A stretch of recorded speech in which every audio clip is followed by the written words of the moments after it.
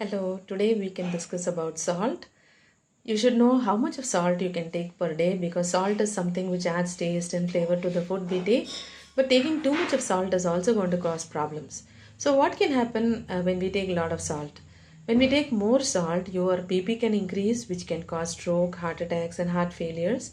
And it can also affect the blood vessels, also. It can affect the endothelium of the blood vessels and it can cause changes. In the kidneys, it can cause protein leak, and in the brains, it can cause increased response to stressful events, which can precipitate a stroke. So your BP because of increase in BP. So it's very important to know the recommended quantity of salt per day.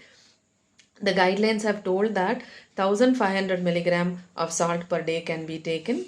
That means around 3/4 of a teaspoon.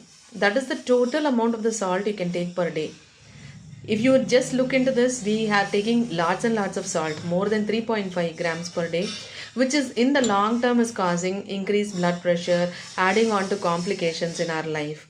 So how do we limit the salt intake? So see to it that you take lower salt. You can take salt substitutes like sea salt, rock salt, Himalayan pink salt, black salt, which is called as Kala Namak. These all have low sodium than your table salt content.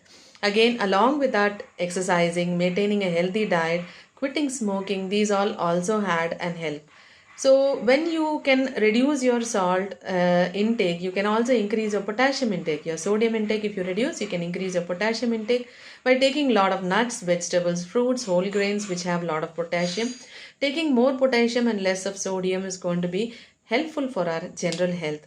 So what is important, whenever you look into the snack packets which you buy in your provisional stores, you have to see the guideline daily amount in the back of the package. Normally, your normal sodium intake per day can be 0.6 gram per 100 gram of the food we take. You can only have 0.6 gram of sodium. If anything has more than that, then that is going to be bad for our health. So sodium into 2.5 is the salt intake which we can take. So that is per gram of the item. So look into the package, look into it. So see to it that if things have low sodium in their package, then you can take those things.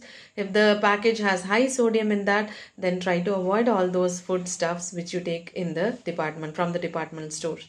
Again, you can limit the salt by not adding salt during the preparation, but by adding salt after the preparation of the food. Again, don't use salt shakers on the table, which will want you to take more salt.